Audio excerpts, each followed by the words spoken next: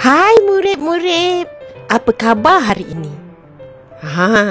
Cikgu harap murid-murid baik ya, dalam keadaan yang sangat baik. Baiklah murid-murid, Cikgu Ji nak tanya ni. Dan nampak kan Cikgu Ji sekarang berada dalam istana. Baiklah, kita nak belajar apa hari ini ya murid-murid? Cikgu Ji tahu hari ini kita belajar panggilan dalam istana. Baiklah, sebelum kita belajar, Cikgu Ji nak tanya ni murid-murid. Bolehkah murid-murid bezakan penggunaan beta, hamba dan patik? Baiklah, kalau ada masalah untuk membezakannya, jomlah kita belajar murid-murid.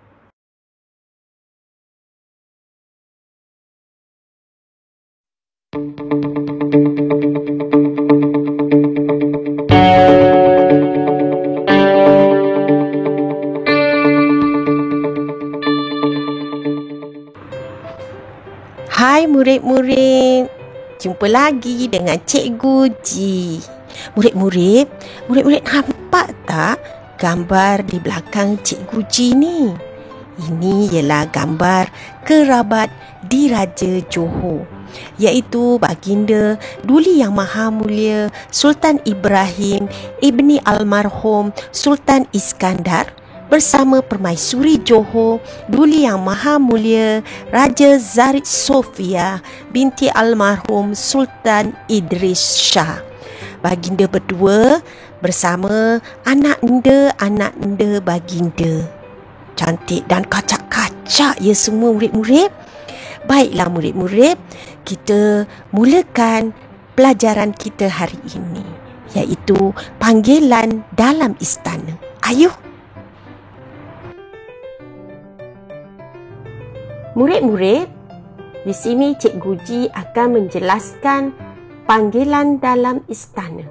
Panggilan dalam istana merupakan laras bahasa istana yang dituturkan oleh kerabat diraja. Baiklah, apakah contoh-contoh panggilan dalam istana ya murid-murid? Mari kita lihat contoh-contoh panggilan dalam istana, maksud dan ayatnya sekali. Beta. Biasa kan murid-murid dengar perkataan beta? Beta ialah kata ganti diri pertama untuk raja. Gelaran saya untuk raja-raja.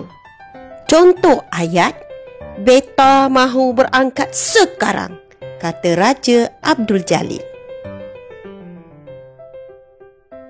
Murid-murid, lihat paparan. Seterusnya, patik. Patik ialah kata ganti nama diri pertama apabila berkata-kata dengan raja. Gelaran saya kepada raja.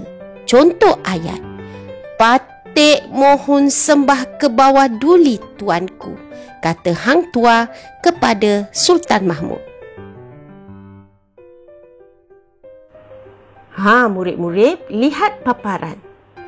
Panggilan dalam istana seterusnya ialah Mamanda. Murid-murid pernah dengar perkataan Mamanda? Baiklah, Mamanda.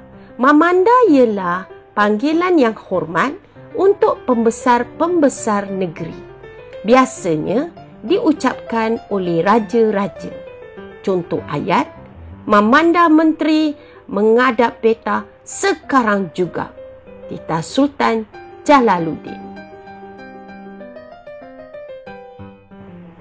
Panggilan seterusnya dalam istana ialah Kanda ataupun Kakanda. Murid-murid tentu biasa dengar perkataan ini ya. Kanda ataupun Kakanda ialah abang atau kakak dalam kalangan keluarga diraja.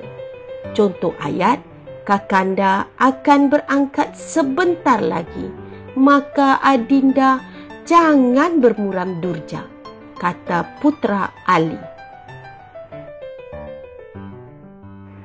Baiklah murid-murid, seterusnya Dinda. ataupun adinda. Dinda atau adinda iaitu adik digunakan dalam kalangan keluarga diraja. Kita lihat contoh ayat. Adinda Puteri Aminah sedang beradu, kata dayang istana kepada putera Walid. Baiklah, seterusnya murid-murid lihat paparan tuanku. Tuanku ini murid-murid biasa dengar perkataan tuanku. Tuanku yang mulia digunakan apabila bercakap dengan raja. Kata ganti nama diri kedua bagi raja atau sultan. Murid-murid, kita lihat contoh ayat. Titah tuanku segera patik junjung, kata Laksamana hang tua. Seterusnya, hamba. Hamba ialah kata ganti nama diri pertama apabila berkata-kata dengan raja. Hamba. Contoh ayat, hamba ingin meminta sedikit makanan, kata orang itu kepada dayang istana. Murid-murid, sekarang kita cuba menjawab kuis panggilan dalam istana. Terdapat 5 soalan. Murid-murid seterusnya menyimak jawapan di bahagian description pada video ini nanti. Baiklah murid-murid, jom kita jawab soalan kuis. Baiklah murid-murid, kita jawab 5 soalan kuis. Soalan pertama. Izinkan tempat kosong menumpang di rumah tuan hamba, kata lelaki tua itu kepada Panglima Hitam. A. Patik, B. Hamba. Soalan kedua. Segala perintah tuanku akan tempat kosong laksanakan dengan segera. Sembah Panglima Ali. A. Saya, B. Patik. Soalan ketiga. Tempat kosong berharap agar rakyat bersatu padu mempertahankan kedaulatan negara. Titah Sultan Iskandar. A. Beta, B. Baginda.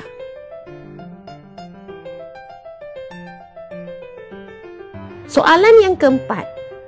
Ampun, tempat kosong, segala persiapan berburu telah pun disiapkan, kata bendahara kepada Sultan. A. Baginda, B. Tuanku. Soalan terakhir, soalan yang kelima. Mengapakah Tuan Puteri bersedih? Katakanlah kepada tempat kosong. Mak Inang kepada Puteri Balkis. A. Hamba, B. Patik.